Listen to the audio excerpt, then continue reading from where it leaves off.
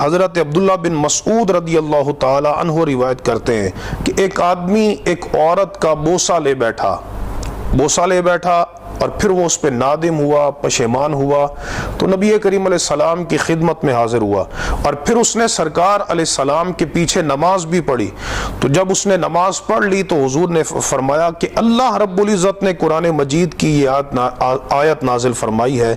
اقیم الصلاۃ طرفی النہار وزلفا من اللیل ان الحسنات یذہبن السیئات، سورۃ ہود کی آیت نمبر 114، کہ تم دن کے دونوں کناروں میں اور رات کے حصے میں تم نماز پڑھو، اور فرمایا ان الحسنات یذہبن السیئات، بے شک نیکیاں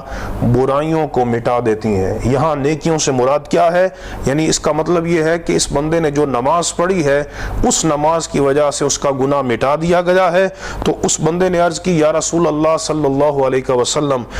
علیہ ھذا، کہ کیا یہ بشارت صرف میرے لیے ہے؟ تو حضور نے فرمایا لجمیع امتی کلہم، فرمایا کہ یہ میری ساری امت کے لیے یہ بشارت ہے،